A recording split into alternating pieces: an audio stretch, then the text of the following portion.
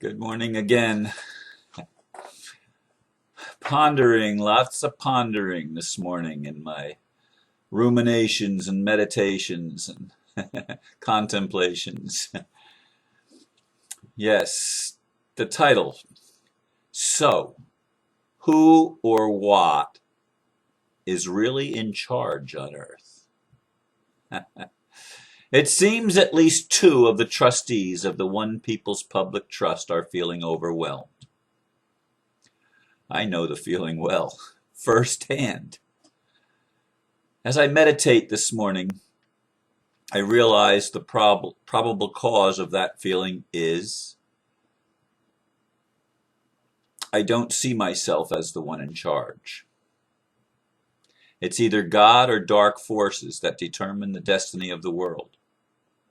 The best I can do is to respond to what is. Either, lost my place, either from a place of love and trust or from a place of fear and apprehension. The entire world is in this place. We are at the crossroads. We will either go the way we've always gone, feeling fearfully overwhelmed, or we will make a new choice to actually trust that the Creator has a better way, albeit one that requires us to take responsibility. It doesn't matter whether we are one of the so-called elite or one of their victims. Each of us must choose who or what we will give our power to as the world's future stands in the balance. And I need to add a word here that I didn't put in. Okay. Wrap it. Okay, done. Indeed, I have been yesterday and still this morning wondering the answer to that question. I listened to the rest of what I missed the night before, to Heather talking yesterday, and she really did not give clear-cut answers as to how we're going to access the funds, our actual wealth in the physical 3D world. She said that we're going to be able to do that, but I'm not clear. Maybe somebody's clear, but I'm not clear as to the how. Lots of things, listening to Caleb the night on Monday night and Heather's thing Tuesday night, but actually I listened to most of it on Wednesday, where I actually got to pay a little bit closer attention and enter into dialogue with Gina and a few other people in regard to what was said and what wasn't said. And it leaves many of us, if not all of us, in a little bit of a place of not knowing what to expect. I've watched the dialogue go back and forth between the people that totally believe the OPPT is the next gift to humanity as a bridge to bring us out of where we've been to where we're going. And I've watched the naysayers say this won't work, there's this flaw, and there's something wrong over here. And I've seen Christians and fundamentalists say the devil's in charge, because that's what they really believe, because that's what their books have told them. And they don't realize that their books have been tampered with by the dark, and that's why they see the dark as in charge. Of course the dark wants us to see them as in charge. That gives them the power to remain there. And fundamentalists aren't going to believe me. They're not going to listen to their own heart. They're not even going to listen to common sense. They're going to believe what they've been told. After all, this is what we've always believed, and this is the truth. God said it, I believe it, that settles it. And so for them, Satan is the god of this world. I mean, the Bible tells me so, and I believe it. They don't believe that God is the God of this world, that the Creator is actually in charge. And then, of course, there's people that have done a little bit more research and they realize that the gods are also dark, demonic forces, extraterrestrial forces that made us as slaves and created us as a slave planet. I mean, there's all of these ideas and ideologies and explanations and all of these things that we've been told, and we come in on one side or another, but a whole bunch of us, obviously, for a very long time, have bought into the idea that who's really in charge is not a good being. It's not somebody that has our best interest at heart. It's somebody that wants to enslave us and wants to manipulate us, wants to control us in one way or another. And here we stand in 2013 on March the 14th. A day that for some people has been a day that they've had a lot of bad things happen throughout their life. Won't name names, but that individual will know who I'm talking about. We're changing that. This is an anti-adromia. We have the opportunity as we stand at this crossroads to make a new choice. Some see the OPPT as the game plan of the elite. And I want to tell you something. Some of the elite are involved in the OPPT. And that doesn't bother me at all. I expected that. As I watched the movie Thrive with Foster Gamble, and remember I worked for Procter & Gamble for almost 6 years. Okay, so I'm familiar with Procter & Gamble. I loved the company. I thought they were wonderful when I worked for them. I really did. And Foster Gamble is one of the elite heirs of the Procter & Gamble fortune. And then a couple of days ago, my friend Steve sent me a video made by, was it James Johnson or Jim Johnson or James Johnson, I think, who was the heir and the son of the Johnson & Johnson fortune, the pharmaceutical company, the Band-Aid company, the baby powder company, that Johnson & Johnson. And in that video, the documentary about the rich people, he was actually interviewing his own family and other rich people, and he interviewed the granddaughter of, wouldn't you know it, Warren Buffett. And Warren Buffett, because she made that movie, disowned her. Because the elite are scared out of their wits, because they see the people waking up. And so they're in the crossroads too. And for some people in the crosshairs. They're not my crosshairs, but they're the crosshairs of some people that see them as creating all the problems in the world. And in a sense, those people have a correct perception.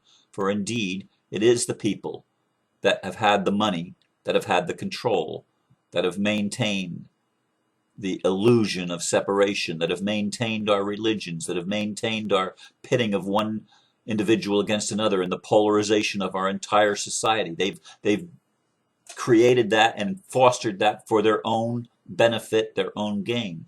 It's indeed true.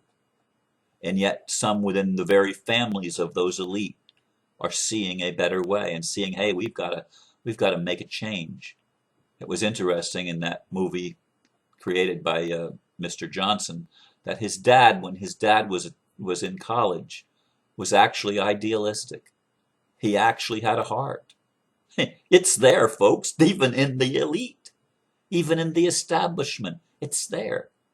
So are you going to throw it away because there's elite involved in wanting to make a better world too, and not giving credit to the Creator, that the spark of divinity burns and can erupt into a full flame even within the elite? I mean, our hearts are all human hearts, even if we're one of the sociopaths or psychopaths, even if we're a total sadist. We can't be in this world and not be touched by the divine. But we've been influenced by what we call dark forces, which are divine dark forces. I want you to get that. I want you to understand that all power derives from the Creator. All power. No exceptions. We've seen it as a dance between, or I shouldn't say a dance. We need to see it as a dance. We've seen it as a duel between the dark side of God and the light side of God. The dark side we've given a label. We call it Lucifer or Satan or the devil. And then we have this other side that doesn't have quite as much power as the devil, but it's good, but we don't know how to get to that good because we're too focused on fighting the devil. And the way out of duality is not to escape it, but to embrace it.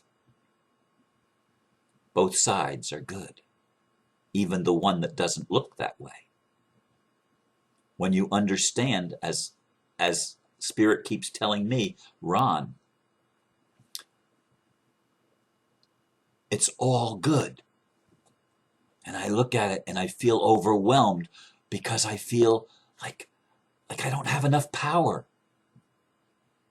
Like I know I'm capable. I know I have the potentiality within me, but I don't know how to use it. I'm too accustomed, too programmed myself to escape the overwhelming feeling of there's something stronger than me.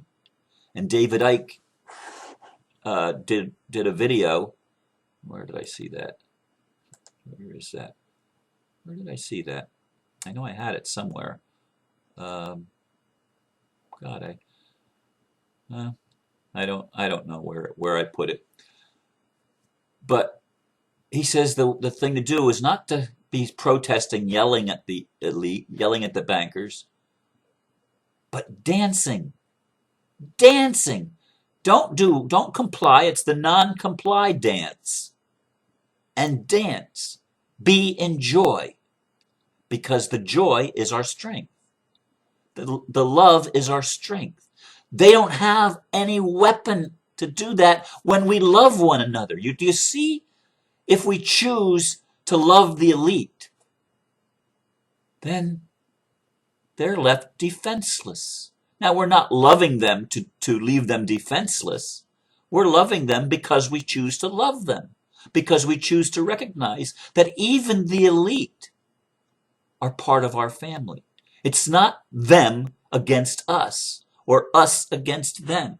There's only us, and when we choose to see only us, we choose to love everything, everyone. But it's tough because some people like Jody Schmidt, who somebody posted on the wall, she's been reaching out to me for probably 2 years.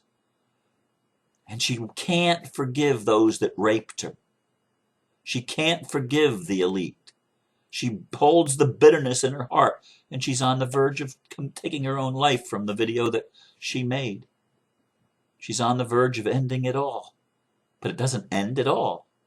Not for her, not for anybody. That's a way that some people might choose just to get out. And lots of people, when they're facing their insurmountable medical conditions, where they're in pain constantly, or they're having their homes threatened, as I am, or they're having the system treat them unjustly and maybe throw them in prison and do all sorts of things to them, where their jobs are lost and where they don't know where their next money is coming from, their next meal is coming from. I mean, we're all in this boat. One way or another, in one form or another, we're all in this boat.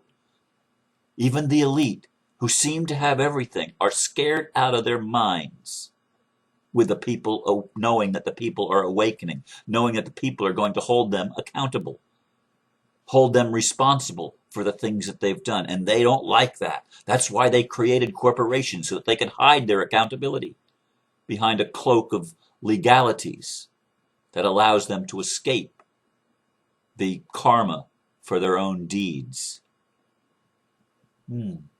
But we all are in this place. It doesn't matter whether we're on the side of the victimizers or the victims. We're all in this place, standing at the crossroads. And Heather and Caleb, they're not going to be able to rescue us. The trustees of the One People Trust aren't going to do it for us. They're not going to provide the structure that we need. Apparently they're not willing to do that. Now for me, I want structure. And a lot of other people do too. We want something that will give us remedy so that we can actually exercise the freedom that is really ours, that we can tap into the wealth that is really ours, but we don't know how to get to it. And so I'm suggesting to you that somehow we need to find a way to love one another without the judgments that have polarized us from time immemorial, that have made us to see that evil is in control. Well, it is when we try to separate, when we try to fear, when we think we have to fear, and then we obey because of fear, or we obey because we're ignorant and don't know there's another choice. But there is another choice for all of us. We can choose to love. We can choose to see that the universe has actually always been good and predisposed to waking us up and helping us to become more than what we realized we were. But we don't do it by a plan of escape. We don't do it by a separation process or a negation process. We do it by an integration process, and thereby we become whole. We integrate within ourselves the dark and the light. We integrate within ourselves the elite and the slave. They're both me. We integrate that. And then we don't judge where the person came from or what their story is or what they've done. We don't judge that. We forgive. And when we forgive, we don't have to take our own life because we're caught in our own bitterness, which is a trap. Instead, we allow ourselves to see that in each person is the divine, and in each person is the malevolent one. They are both us. They are both me. I am the one that I have been waiting for. Will I allow myself to heal? Who's really in charge?